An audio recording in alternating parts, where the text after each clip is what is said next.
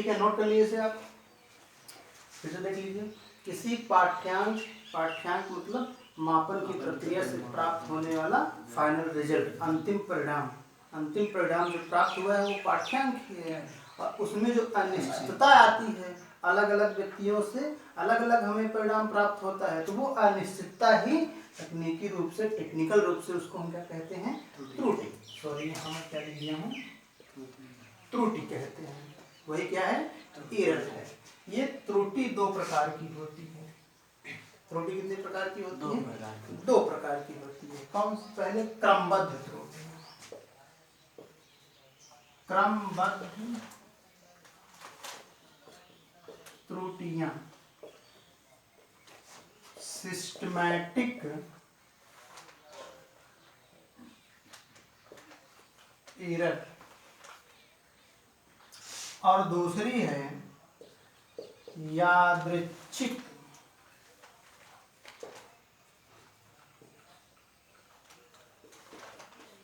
त्रुटियां।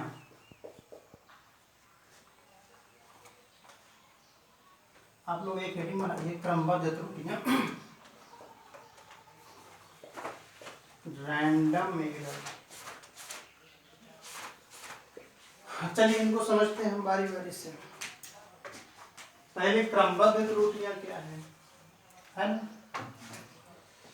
ये जो क्रमबद्ध त्रुटियां हैं, पहली चीज, इनमें स्रोत पता होता है कि ये त्रुटि आई कहाँ से, ये कमी आई कहाँ से, और यह त्रुटि सदैव एक निश्चित दिशा में होती है। निश्चित दिशा का मतलब ये कि अगर इन्होंने किसी मीटर पैमाने की सहायता से एक रॉड की लंबाई मापी और उन्होंने बताया वास्तविक मान से थोड़ा कम है, मतलब निगेटिव डायरेक्शन में माप आई, वास्तविक मान से थोड़ा कम, अगर उसी मीटर पैमाने से अगर हम दूसरे व्यक्ति से माप करवाएं तो वो भी कम ही बताएगा। ऐसा हुआ क्यों? देखिए, जैसे ये आपका मीटर पैमाना है, स्केल जो आप यूज करते हैं लाइन खींचने के लिए ज्योमेट्री में, तो 0 फिर यहाँ 1 2 3 4 5 इस तरह के कुछ डिजिट आपको दिए रहते हैं, 7 8 9 10। चलिए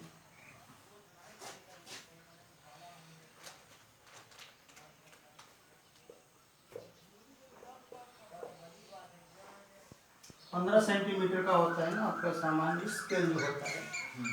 तो मैंने मान लीजिए उसी को बना दिया यहाँ पर 15 सेंटीमीटर का आपका ये स्केल है, इसे आप मीटर पैमाना भी कह सकते हैं। तो अब किसी के मीटर पैमाने में त्रुटि क्या हुई, थोड़ा सा टूट गया मीटर पैमाना, इतना टूट गया, क्या हुआ, इतना टूट गया, घिस गया।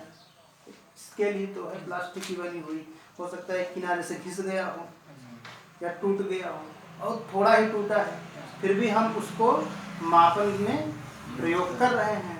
तो जितना घिस गया है, वो जितना टूट गया है, उतना तो वो हर बार कम ही माप देगा ना। जितना घिस गया, जैसे मान लीजिए 2 मिलीमीटर घिस गया, वो कितना घिस गया, 2 मिलीमीटर, तो वो सदैव 2 मिलीमीटर तो कम ही माप देगा, अभी 2 मिलीमीटर ज्यादा माप नहीं दे सकता। तो इसमें दिशा फिक्स है। अगर कोई मापक यंत्र निगेटिव डायरेक्शन में माप दे रहा है या कम माप दे रहा है, तो वो सदैव निगेटिव डायरेक्शन में ही माप देगा, कम ही माप देगा। या मान लेते हैं जैसे लीटर है, यादव जी का लीटर, दूध मापते हैं जिससे, है ना, डेयरी वाले आते हैं और दूध माप कर ले जाते हैं, ये लीटर है। उन्होंने चालाकी क्या की, लीटर को अंदर से ठोक करके थोड़ा फैला दिया। लीटर को क्या किया, थोड़ा सा अंदर से ठोक करके क्या किया, फैला दिया, ताकि इसमें ज़्यादा आयतन आए, इसकी जगह थोड़ा बढ़ जाए। तो अगर इन्होंने थोड़ा जगह फैला करके बढ़ा दिया, तो वो ये सदैव अधिक ही दूध मापेगा। तो थोड़ा सा बढ़ गया, जैसे मान लीजिए अगर ये एकदम सही होता तो ये 1 लीटर का था, और यादव जी ने थोड़ी चालाकी दिखाई, उसको बढ़ा करके 1.02 लीटर कर लिया, मतलब 100-200 ग्राम बढ़ गया, 150 ग्राम हर लीटर में बढ़ गया। तो जितनी बार ये मापेंगे इस यंत्र से उतनी बार ये 1 लीटर के बजाय 100 ग्राम या 50 ग्राम कुछ न कुछ बढ़ी हुई माप ही देगा। तो इसमें भी डायरेक्शन फिक्स है, ये पॉजिटिव डायरेक्शन में माप देगा, ये सदैव ज़्यादा मापेगा। और जो मीटर पैमाना जो कि वास्तव में था इतना, वास्तव में तो इतना बड़ा था और थोड़ा सा घिस कर या टूट गया तो वो सदैव नेगेटिव डायरेक्शन में मापेगा। ठीक है, तो यहाँ आपको स्रोत पता है कि कहाँ से त्रुटि आ रही है। आप चाहें तो बाद में उसको सही भी कर सकते हैं। जैसे यादव जी जितना बढ़ाए हैं उतना अगर पहले ही कम लेते दूध तो ये गड़बड़ी ना होती। तो यहाँ स्रोत पता है। और इस तरह की त्रुटियों में एक निश्चित दिशा होती है, या तो पॉजिटिव डायरेक्शन में ही त्रुटि आएगी, मतलब यंत्र या तो हमेशा अधिक माप ही देगा या तो हमेशा कम माप ही देगा। तो ऐसी त्रुटियों को क्रमबद्ध त्रुटियां कहते हैं। ठीक है, तो किसी मापक यंत्र में या द्वारा मापी गई वे त्रुटियां जो किसी निश्चित दिशा में होती हैं, जो किसी निश्चित दिशा में, निश्चित दिशा का मतलब या तो पॉजिटिव डायरेक्शन में होंगी, मतलब या तो अधिक माप ही हमेशा देंगी, या तो नेगेटिव डायरेक्शन में होंगी, या हमेशा कम माप ही देंगी। तो ऐसी त्रुटियों को हम कहते हैं क्रमबद्ध। ठीक है, तो चलिए मैं यहाँ लिख दे रहा हूँ, वे त्रुटियां, साथ में आप लोग लिखते चलिए, वे त्रुटियां जो किसी निश्चित दिशा, जो किसी निश्चित दिशा, यहाँ मतलब मैं लिख दे रहा हूँ पॉजिटिव या निगेटिव में माप देती हैं, सॉरी माप में होती हैं, माप देती नहीं है, क्योंकि माप तो देता है उपकरण आपका मापक यंत्र। दिशा में होती हैं, उन्हें क्रमबद्ध त्रुटियां कहते हैं।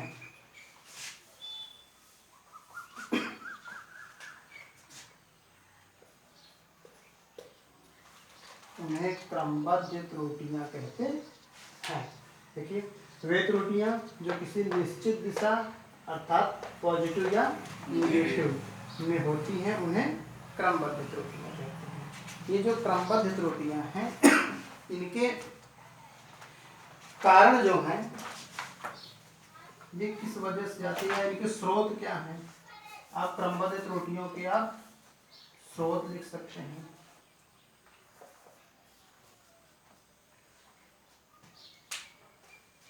मैं इन्हें नीचे लिख दे रहा हूँ।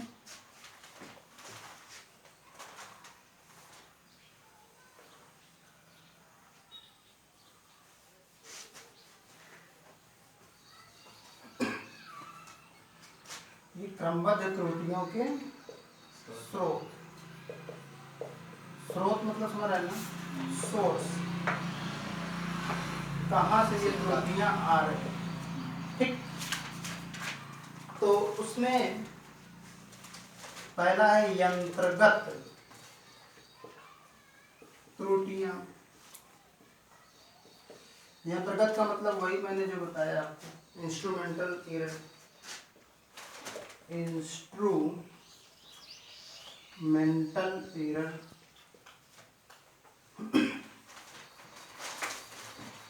यंत्रगत का मतलब समझ लेना, जैसे यंत्र, जैसे एक मीटर पैमाना वो थोड़ा सा टूट गया, अब उससे जो त्रुटि आ रही है वो यंत्रगत त्रुटि है, क्योंकि उसमें हमारा कोई दोष नहीं है। अगर वो गलत माप दे रहा है तो हमारी वो कमी नहीं है, वो यंत्र की कमी है। या यादव जी का जो लीटर है जो फैल गया है उससे हम अगर दूध मापें तो उसमें हमारी कोई कमी नहीं है, क्योंकि वो यंत्र की कमी है, वो यंत्र की कमी की वजह से त्रुटि आ रही है। तो ऐसी त्रुटियों को हम यंत्रगत त्रुटियां कहते हैं। दूसरी बात, व्यक्तिगत त्रुटियां।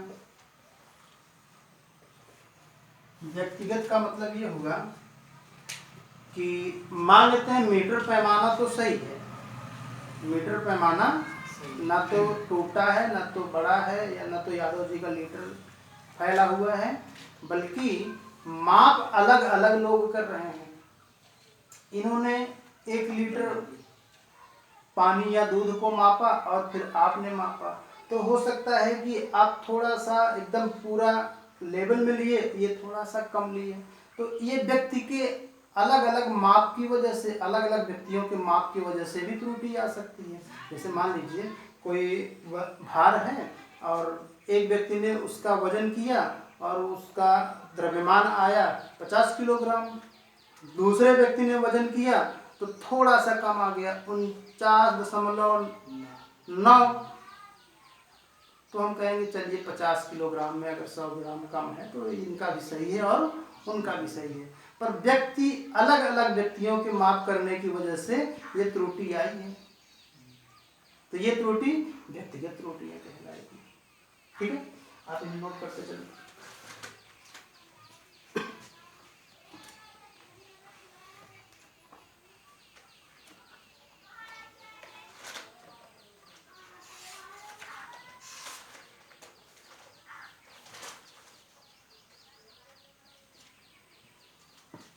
ठीक है, ऊपर काम गिराते चलें।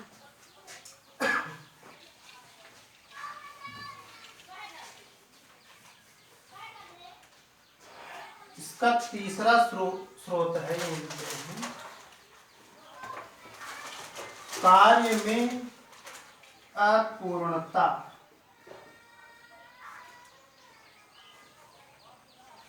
कार्य में कौन सी कार्य की बात की जा रही है? मापन का कार्य। जो मापन का कार्य हो रहा है उसमें अपूर्णता, लापरवाही आप कह सकते हैं। बाह्य वातावरण को ध्यान में न रखा जाए, या मापने वाला व्यक्ति अच्छे से मापक यंत्र का प्रयोग करना न जानता हो, तो ये क्या कहा जाएगा? कार्य में अपूर्णता। इसकी वजह से भी मापक यंत्र में त्रुटि, माप में त्रुटि आ सकती है। त्रुटि आएगी क्या? या तो अधिक माप हो जाएगी कुछ, या तो कम हो जाएगी। तो ये 3 स्रोत हैं क्रमबद्ध त्रुटियों के। पहला यंत्रगत त्रुटियां, यंत्र की वजह से आ सकता है। दूसरा है आपका व्यक्तिगत त्रुटियां, अलग अलग व्यक्ति मापेंगे तो अलग अलग माप आ सकती है, तो उस त्रुटि को हम व्यक्तिगत त्रुटियां कहेंगे। और कार्य में अपूर्णता मतलब अधिक नॉलेज ना होने की वजह से या कार्य अच्छे से न कर पाने की वजह से भी त्रुटि आएगी। तो इसमें व्यक्तिगत और कार्य में अपूर्णता में ये कोई गहरा तो रिलेशन है, जैसे कोई मतलब डिफरेंस नहीं है। ये जानते हैं कार्य में अपूर्णता का मतलब यहाँ आप कह सकते हैं प्रायोगिक त्रुटियां। प्रायोगिक त्रुटियां समझ रहे हैं? जैसे मान लीजिए कि प्रयोग कम किया गया, लापरवाही की गई, तो उसमें प्रयोग में हो सकता है कि व्यक्ति सही है और जो एक्सपेरिमेंट जहाँ कर रहा है उसका लैब प्रयोगशाला सही नहीं है, वहाँ कोई कमी आ रही है। तो कई कारण हो सकते हैं। यहाँ तो केवल व्यक्ति होगा, इसमें हालांकि काफी समानता है, इसमें कोई बहुत ज्यादा अंतर, इसमें केवल व्यक्ति ही कारण बनेगा, इसमें केवल व्यक्ति कारण नहीं बनेगा। इसमें हो सकता है उसके आसपास का वातावरण भी कारण बन जाए। मान लीजिए टेम्परेचर माप रहे हैं, तो टेम्परेचर की माप में जरूरी नहीं कि जो त्रुटि है सिर्फ हमारी ही गलती है, वो अलग अलग स्थान पे टेम्परेचर अलग अलग वातावरण का हो सकता है। तो ये प्रायोगिक त्रुटि भी कही जाएगी आपकी। ठीक है, तो थोड़ा सा डिफरेंस है इसमें। कारण व्यक्ति भी हो सकता है और उपकरण वातावरण प्रयोगशाला जो है आपका वो भी हो सकता है। तो किसी भी कारण से आई उसको हम कार्य में अपूर्णता या फिर प्रयोगी त्रुटियां कहते हैं। तो मतलब ये स्रोत है, ये त्रुटि का प्रकार नहीं है, स्रोत है। मतलब यहाँ से त्रुटि आ सकती है। बाकी त्रुटि तो आपकी क्या है? क्रमबद्ध त्रुटि। और जो दूसरी हमने त्रुटि आपको बताया था यादृच्छिक यादृच्छिक त्रुटियां, ये यादृच्छिक त्रुटियां क्या होती है? Random error. यादृच्छिक त्रुटियों में स्रोत अज्ञात होता है, मतलब कहां से त्रुटि आ रही है ये हमें पता नहीं चल पाता है। हेडिंग बनाइएगा, यादृच्छिक त्रुटि।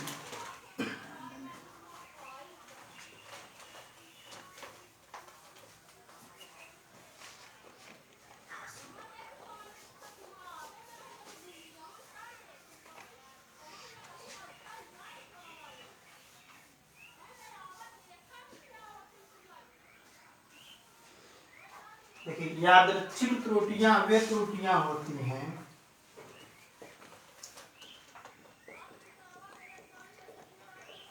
जिनकी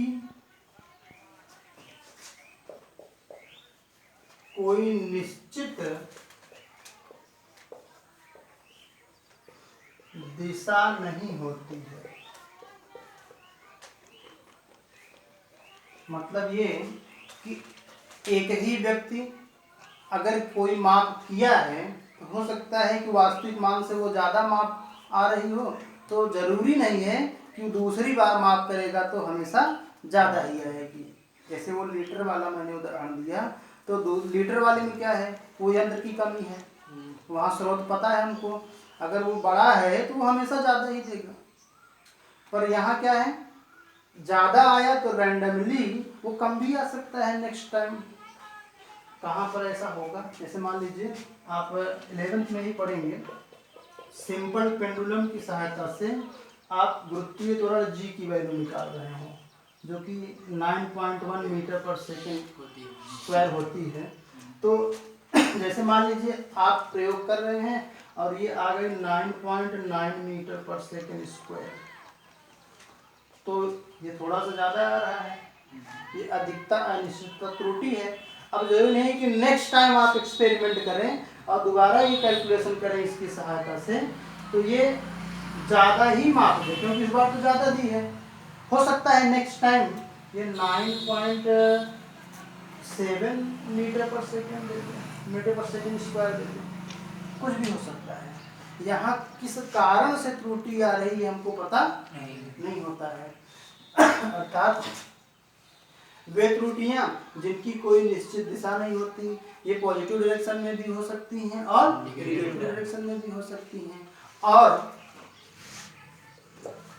स्रोत अज्ञात होता है। स्रोत अज्ञात का मतलब हमें ये नहीं पता होता है कि ये त्रुटि कहाँ से आ रही है, तो ऐसी त्रुटियों को कहते हैं यादृच्छिक त्रुटियां।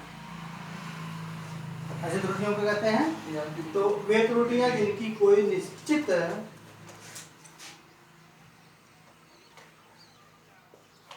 दिशा नहीं होती है और स्रोत अज्ञात होता है, उन्हें यादृच्छिक त्रुटियां कहते हैं। अच्छा, सिस्टमैटिक एरर में या क्रमबद्ध त्रुटियों में स्रोत पता होता था कि कहाँ से ये त्रुटि आ रही है, इसलिए उस त्रुटि को दूर करने में आसानी भी होती थी, उस त्रुटि को दूर करने में आसानी।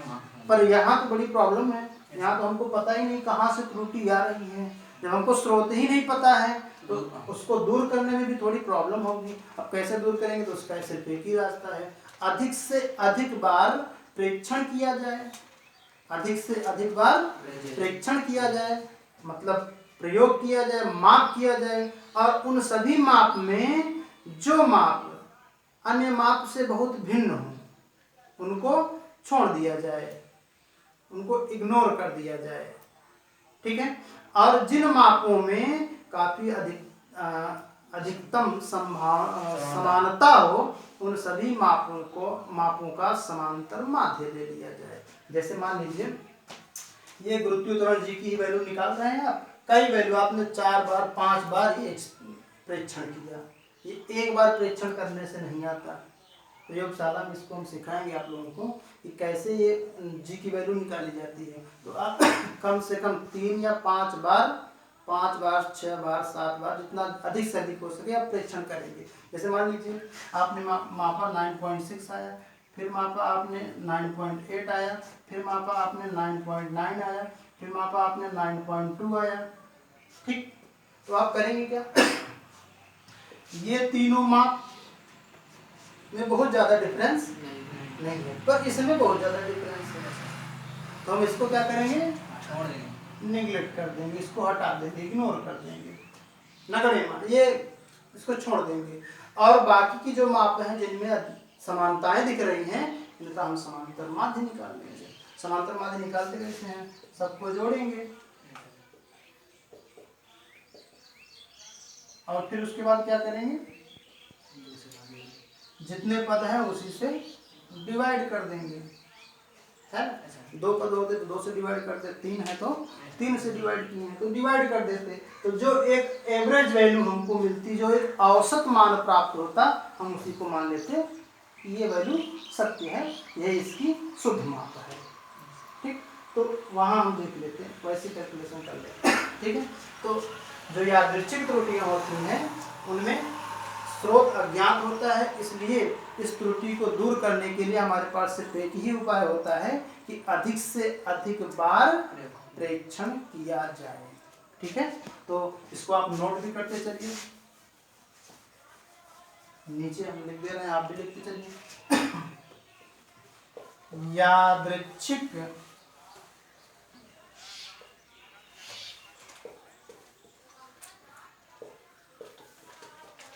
त्रुटियों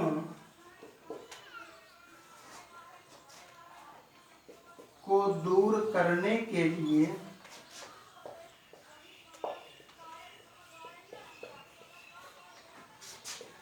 अधिक से अधिक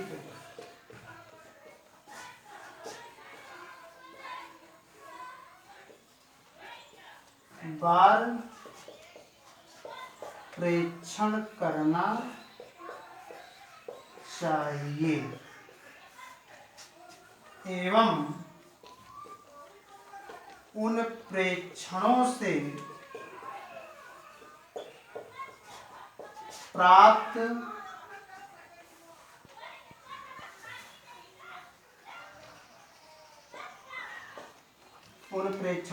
प्राप्त जिन मानों में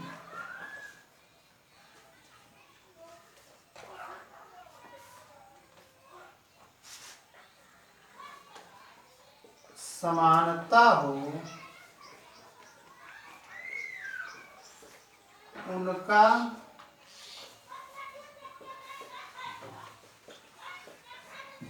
समांतर माध्य निकाल लेना चाहिए। ठीक है, इसका सिर्फ एक ही उपाय है कि यादृच्छिक त्रुटियों को दूर करने के लिए अधिक से अधिक बार प्रेक्षण किया जाए और उन प्रेक्षणों से जो मान प्राप्त हों उन मानों में देखा जाए कि किन किन मानों में अधिक समानता है, जिनमें अधिक समानता हो उनका समांतर माध्य निकाल लिया जाए, और इसका कोई दूसरा उपाय नहीं है। ठीक है, आप इसको पढ़ो।